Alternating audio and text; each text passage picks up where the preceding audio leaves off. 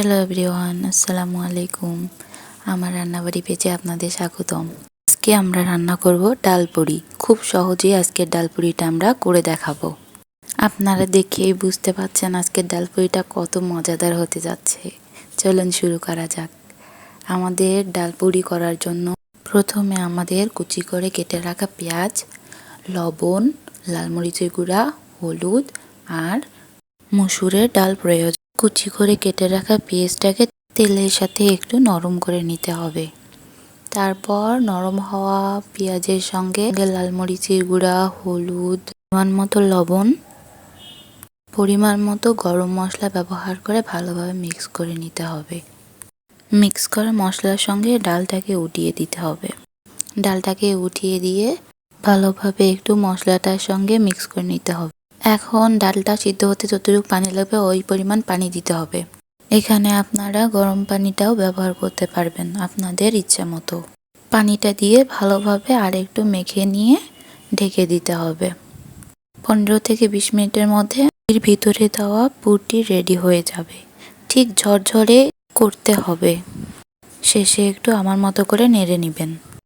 Puri ready করার জন্য প্রথমে একটু ঘি, একটু তেল, বাসায় ঘি না থাকলে আপনারা শুধু তেল দিয়েই করতে পারবেন। ঘি দিয়ে করলে পুরির কাওয়াটা একটু সুন্দর হয় আর খেতেও অনেক মজাদার হয়। ঠিক আমার দেখানো প্রসেস অনুযায়ী আপনারা ভালো করে কাওয়াটাকে মেখে নেবেন। তারপর ঠান্ডা পানি কয়েকবার দিয়ে ভালো করে মেখে মেখে নিতে হবে। আমি এখানে 1 গ্লাস পানি 3 থেকে 4 বার ব্যবহার করে কাওয়াটাকে রেডি করে নিয়েছি। ঠিক আমার ভিডিও দেখার প্রসেস অনুযায়ী আপনারাও সেমভাবে করার চেষ্টা করবেন। আমি যেভাবে 3 থেকে 4 বার পানি দিয়ে কাওয়াটাকে রেডি করে নিয়েছি ঠিক ভিডিওতে দেখানো ডোয়ের মতো করে নিতে হবে। ডোটাকে আমি 3টি ভাগে ভাগ করে নিয়েছি। একটি ভাগ আবার কেটে 3টি ভাগে পরিণত করতে হবে। আবার একটি পিস দিয়ে একটি চিকন ডো তৈরি করে নিতে হবে। আমি ছোট ছোট করে লেচি কেটে নিয়েছি। আপনারা চাইলে এটাকে একটু বড় করেও করতে পারেন। 5টি লেচির থেকে একটি লেচি নিয়ে ঠিক আমার দেখা প্রসেস অনুযায়ী আপনাদেরকেও করতে হবে, না হলে ডাল বের হয়ে যাবে। আপনারা একটু ভালো করে খেয়াল করে দেখুন আমি কিভাবে কাজটি করছি।